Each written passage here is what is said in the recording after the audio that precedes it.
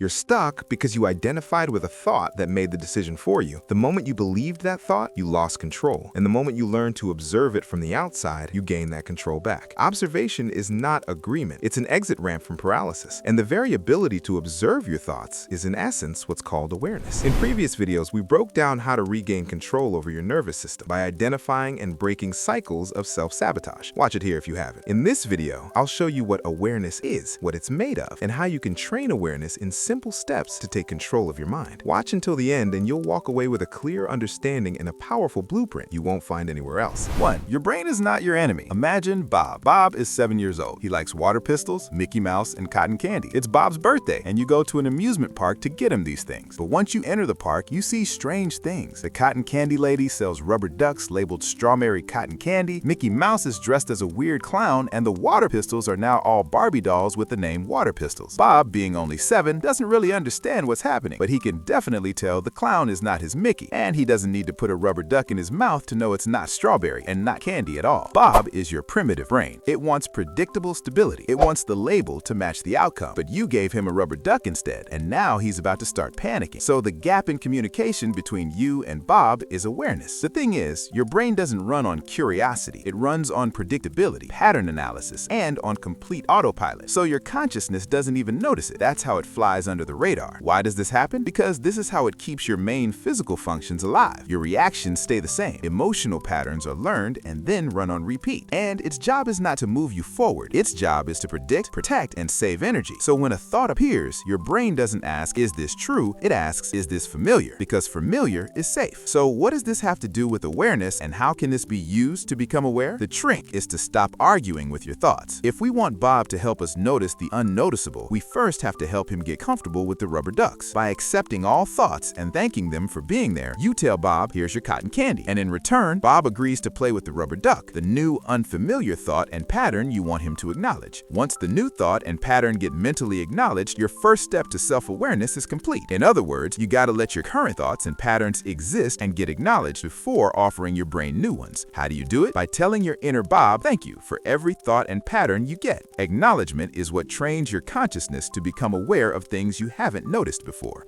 2. Your mind doesn't describe reality, it narrates it. Now let's take Bob back to the park. Imagine this. You step away for just 2 minutes. When you come back, Bob is hysterical. He's sitting alone on a bench. Nothing dramatic happened. No one yelled or pushed him. Nothing actually went wrong. But inside Bob's head, a full story has already started. They forgot about me. I'm not important. They left me here on the bench. Something must be wrong. They did it on purpose. That's not reality. That's narration. Your mind doesn't wait for facts. It fills in the gaps. Why? Because uncertainty feels scary and unsafe, and your brain hates uncertainty. When it doesn't know what's happening, it doesn't say, okay, let's wait and see. It says, where's Mr. Spielberg? Let's create a story. Fast. For your brain, a story equals control, even if it's imaginary, even if the story is wrong. This is where awareness gets tricky. You don't just have thoughts, you have commentary, a voice that explains, interprets, defends, and dramatizes. What it's really doing is trying to predict outcomes that haven't happened yet, all to fill the gap of the unknown. When you ignore your inner Bob's discomfort, your mind begins to narrate non-existent conclusions. They don't care. They left me on purpose. I must have said something stupid, and so on and so forth. Well, congratulations, because you just got a full emotional reaction based on absolutely nothing. So how is this a problem? The problem isn't that your mind tells stories. That's literally its job, and it's great at it. The problem is that you confuse the narrator with reality itself. So how do we fix this? You don't fight the story. You don't correct it. You don't try to make it positive. You step back, watch the movie, and notice who is talking. Because the moment you start seeing the narrator, you stop being inside the story, and Bob finally relaxes. In other words, the trick here is to let the story be without limitations, because we don't want to tell Bob what to do, right? He's got his own hobbies. But we no longer let it run unconsciously. We become observers instead of fully unconscious participants. We let the story run, we let emotions pass, and we continue observing our experience from the outside by breathing deeply and making mental notes of the story script itself. Your job here is to notice when your brain stops describing what's happening and starts writing its own fiction. By analyzing what just happened in your mind, you put yourself back in control. Conscious acknowledgement of the narrative is your next step towards self-awareness.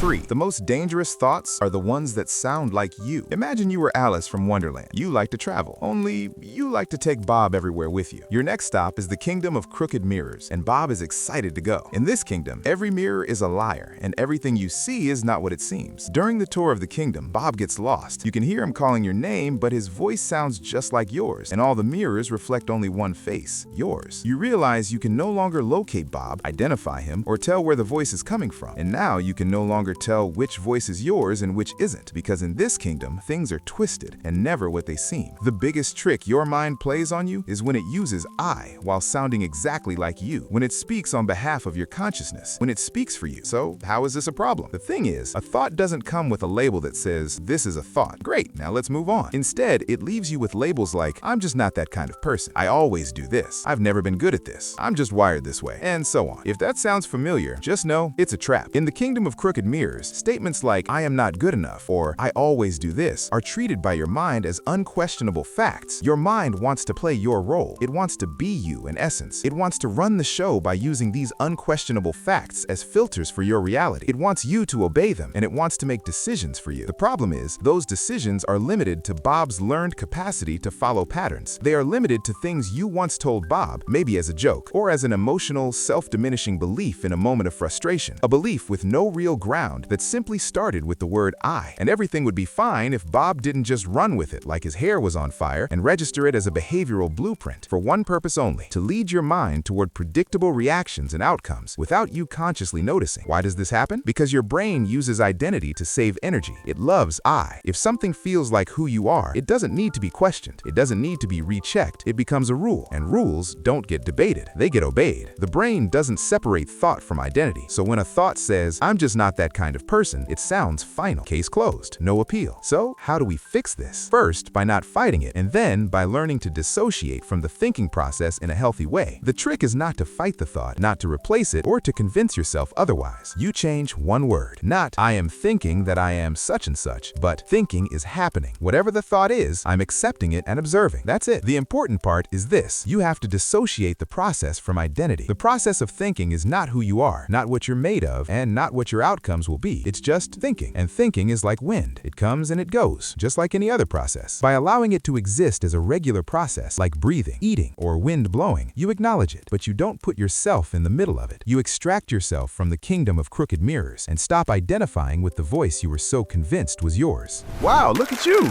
You made it to the end! And since you're here, I bet you're determined to gain control over your mind. And that alone already makes you a little hero. If this video resonated with you, please give it a thumbs up. One simple like helps this message reach 10 more people who might need to hear it today. And don't forget to subscribe, because our next episodes will take you to a wonderful land of neuroscience, teach you powerful tricks to negotiate success with your inner naysayer Bob, and give you a powerful self-communication guide to win your self-destructive inner dialogue every time. Until next time, stay calm, stay curious, and stay connected to your inner peace.